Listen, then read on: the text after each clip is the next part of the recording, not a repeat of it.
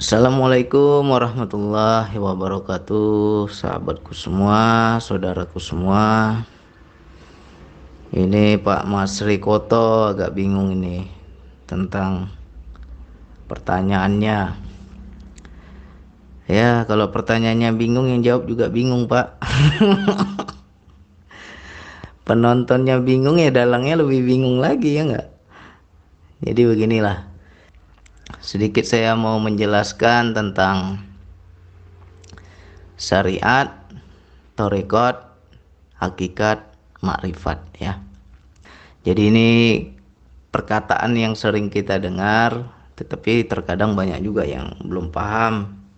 Memang kita harus memberikan perumpamaan-perumpamaan agar bisa diterima oleh logika.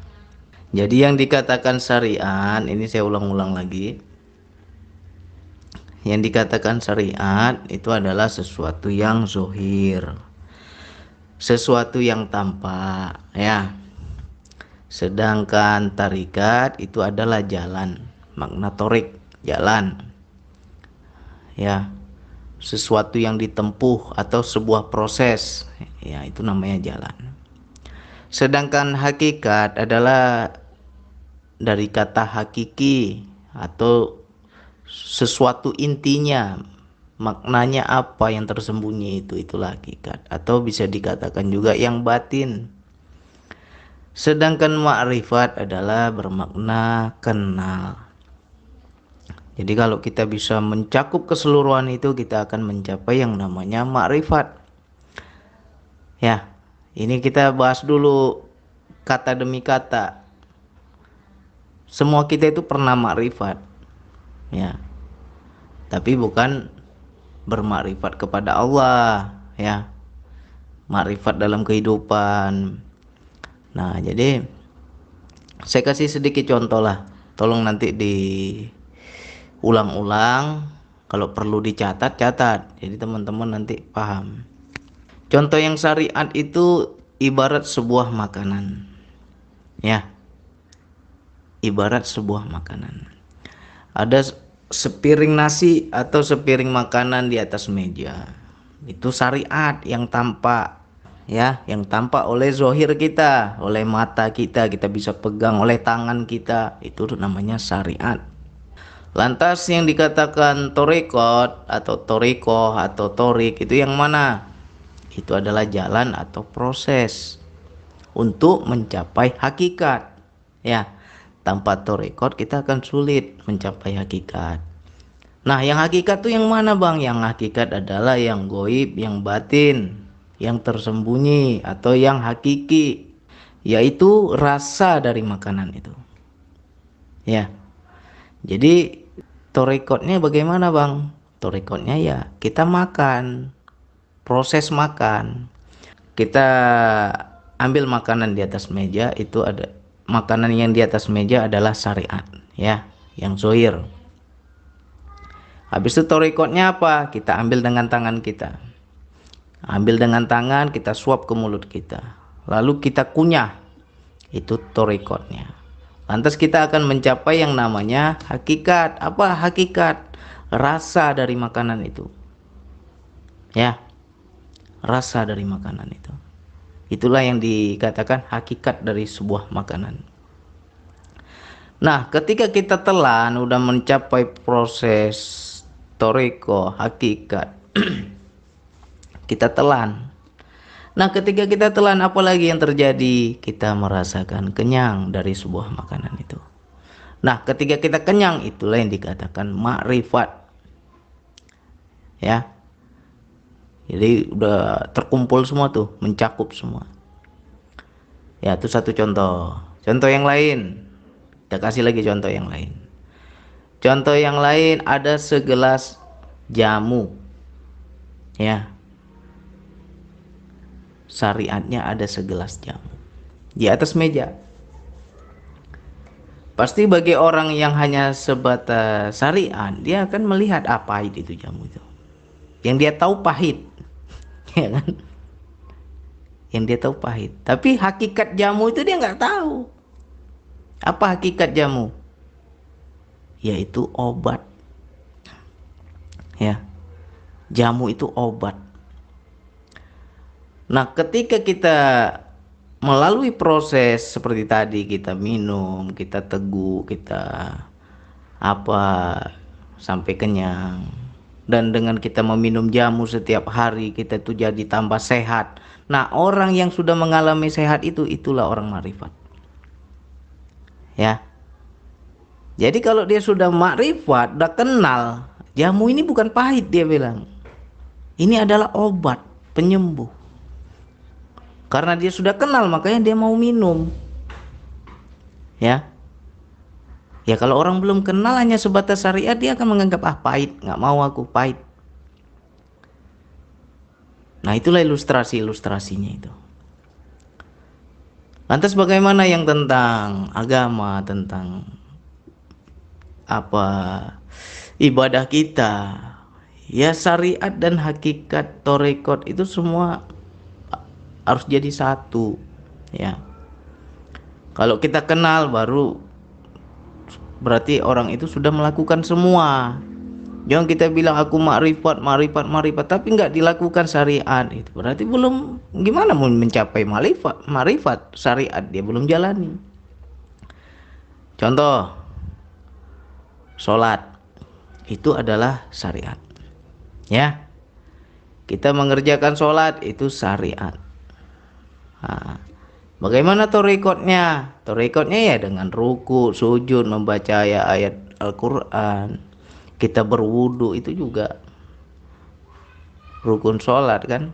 Nah, jadi apa hakikatnya sholat apa? Nah, ini yang harus kita pahami. Jangan kita sholat aja tapi di hakikat sholat kita nggak tahu.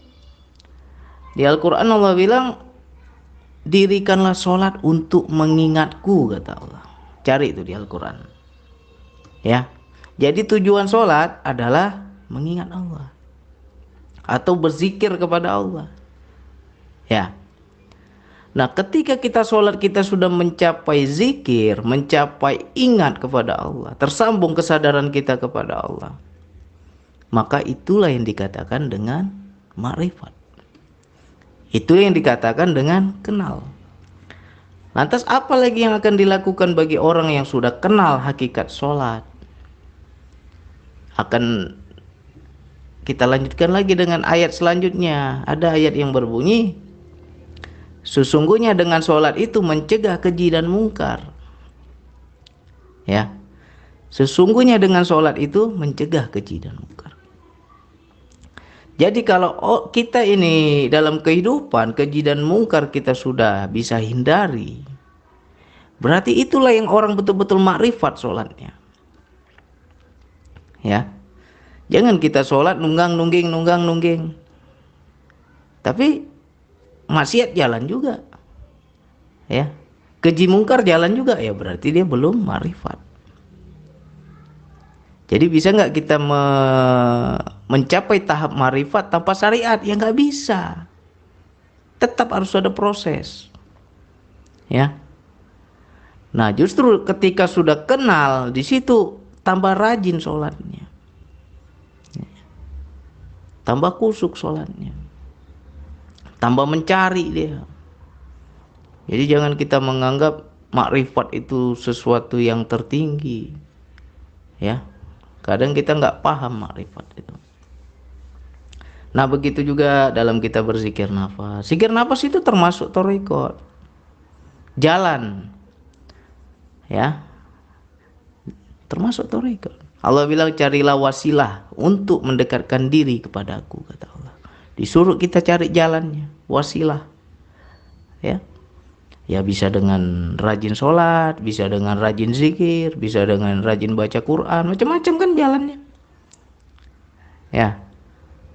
Nah, ketika kita mulai mempelajari zikir nafas, di situ kan kita itu sampai kepada inti sholat tadi. Inti sholat apa? Kerjakanlah sholat untuk mengingatku, kata Allah. Untuk bertemu aku. Ya. Untuk menyambung kesadaranmu kepadaku, kata Allah. Ya. Apalagi di dalam zikir. Kita berzikir dengan kesadaran. Nyambung kita kepada Allah. Nah, ketika kita sudah nyambung, kembalilah kita ke makrifat tadi. Aku udah kenal Allah. Dalam kehidupan Allah, Allah, Allah, semua kulihat Allah. Apalagi yang aku mau sombongkan. Itulah yang dikatakan dengan makrifat. Apabila tercerminkan dalam perilaku kita. Ya. Sejatinya sholat tadi ingat kepada Allah. Sadar kepada Allah. Menyambung rasa kepada Allah, berzikir kepada Allah. Itu inti sholat. Ya, syariatnya apa ya? Sholat kita yang 5 waktu. Kita kerjakan sholat 5 waktu. Nah, hakikat sholat tadi apa ya? Kita semakin dekat kepada Allah. Ada rasa sambung kepada Allah. Karena kita rajin sholat, jadi kita itu ada rasa sambung kepada Allah. Nah, ketika sudah rasa sambung kepada Allah, baru capai yang namanya makrifat. Keji dan mungkar akan kita hindari. Ya. Jadi kalau kita syariat kita kenceng nih, sholat nggak pernah putus bang, sunah-sunahnya kulakukan. Puasa juga bang, apalagi sedekah, luar biasa sedekahku bang, ya kan? Tapi keji dan mungkar kita nggak hindari, berarti kamu belum makrifat. Masih seneng ngomongin orang, masih iri dengki sama orang lain, ya kan? Masih suka kasar, masih suka sombong. Di mana letak makrifat tadi? Ya. Jadi mudah-mudahan yang sedikit ini bisa dipahami. Syariat, thariqat, hakikat, makrifat. Ya. Saya ulang lagi, syariat ibarat sebuah makanan. Hanya kita lihat saja, bisa kita pegang, bisa kita lihat, itu kan zohir. Nah, thariqat adalah proses jalan. Ya, dengan cara kita memasukkan ke mulut kita, kita mengunyah, ya. Baru kita dapat yang namanya hakikat. Apa hakikat dari sebuah makanan? Ada rasanya. Oh, ternyata buah jeruk rasanya seperti ini. Baru kita tahu jeruk itu seperti apa. Ya. Karena rasa itu wilayah batin. Jadi hakikat juga batin. Nah, ketika kita sudah mencapai hakikat, kita telanlah makanan itu. Dan kita merasakan kenyang. Ya. Nah, itu yang dibilang makrifat tadi. Mencakup semuanya. Sama juga seperti jamu tadi, ya kan. Kalau hanya sebatas syariat, hanya sebatas yang nampak.